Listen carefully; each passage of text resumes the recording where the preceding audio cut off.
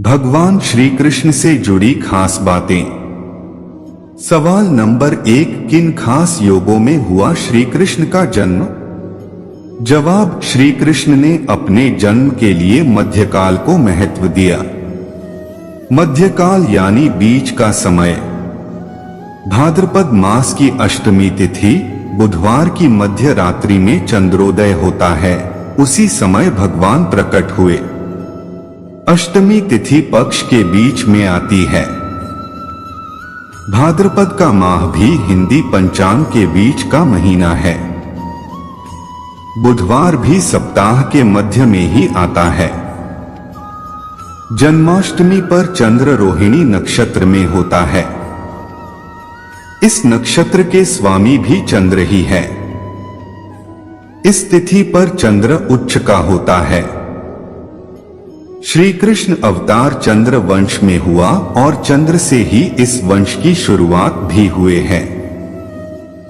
सवाल नंबर 2, जन्माष्टमी रात में ही क्यों मनाई जाती है? जवाब, श्री कृष्ण का जन्म भाद्रपद कृष्ण अष्टमी तिथि की मध्य रात्रि में हुआ था। रात का मध्यकाल रात में 12 बजे होता है। इस कारण जन्माष्टमी रात में मनाते हैं। सवाल नंबर 3, जन्माष्टमी पर मटकी फोड़ने की परंपरा क्यों है?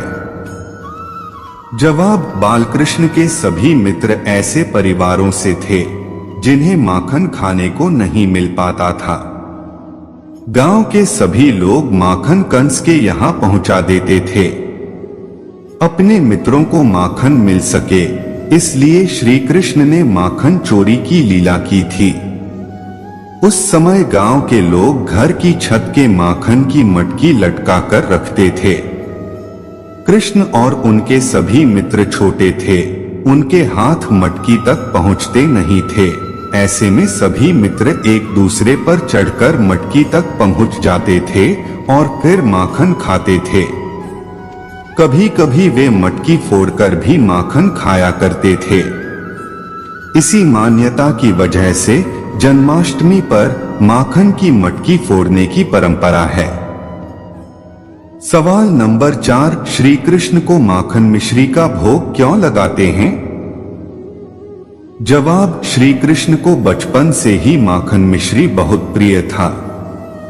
माता यशोदा बाल कृष्ण को खाने के लिए माखन देती थीं। कृष्ण अपने मित्रों के मिलकर माखन चुराया करते थे। इसी मान्यता की वजह से भगवान को माखन मिश्री का भोग लगाते हैं। सवाल नंबर 5, जन्माष्टमी पर व्रत उपवास क्यों करते हैं? जवाब, व्रत उपवास यानी निराहार रहकर भक्ति करना। व्रत उपवास से धर्म लाभ के साथ ही स्वास्थ्य लाभ भी मिलते हैं। धार्मिक मान्यता है कि व्रत करने से भक्तों की सभी इच्छाएं भगवान पूरी करते हैं। आयुर्वेद के मुताबिक व्रत करने से पाचन तंत्र को आराम मिलता है और पेट संबंधी बीमारियां जैसे गैस, कब्ज, अपच आदि ठीक होती हैं। सवाल नंबर 6, श्री कृष्ण को 56 भोग क्यों लगाते हैं? जवाब, इंद्र के प्रकोप से ब्रजवासियों को बचाने के लिए श्री कृष्ण ने गोवर्धन पर्वत उठाया था। इंद्र ने लगातार 7 दिनों को भयंकर बारिश करवाई थी। 7 दिनों तक श्री कृष्ण पर्वत को उठाकर खड़े रहे, उन्हें भूखा रहना पड़ा।